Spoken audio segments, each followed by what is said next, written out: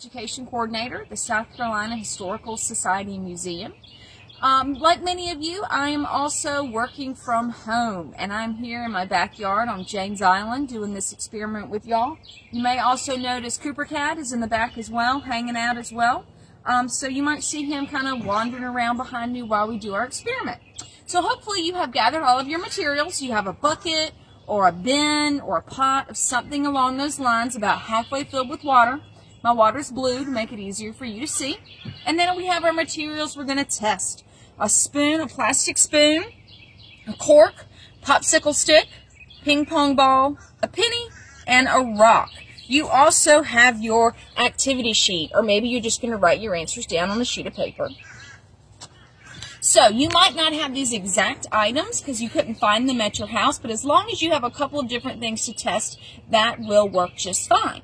And keep in mind that we've been learning about colonial sailing, and we want to be able to figure out which of these items would be good to make boats out of, or which might not be good to make boats out of. So we need to definitely keep that in mind. Just checking on Cooper back there. So the first thing we want to do is we want to take a look at our rock. That's the first item on our sheet. But what we want to do is think about a prediction. Now a prediction is like a guess. It's what you want to do to figure out what you think is going to happen. So do you predict that the rock will sink, or do you predict that it will float? So that's the first thing that you want to circle. After you've circled, we can test it out. Here goes our rock. And we can see that our rock sank to the bottom of our bucket. So we would circle S for sank, for what happened. Let's go to our penny. Make your prediction for your penny.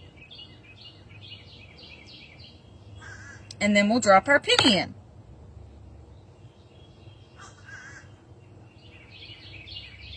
Make your prediction for your popsicle stick. And let's test it. Your prediction for your plastic spoon.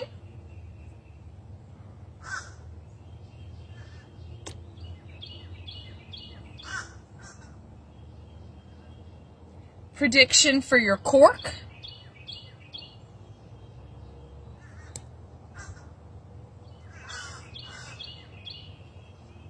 Prediction for your ping pong ball.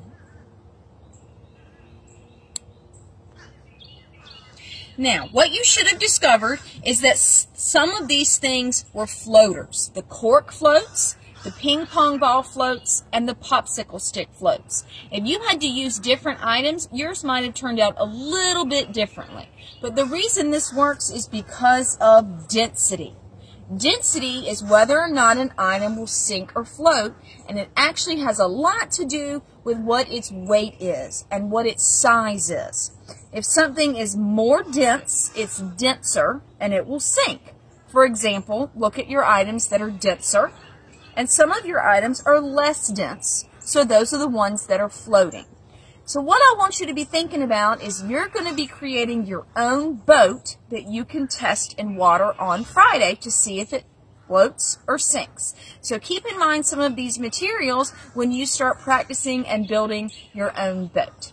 Thanks for joining.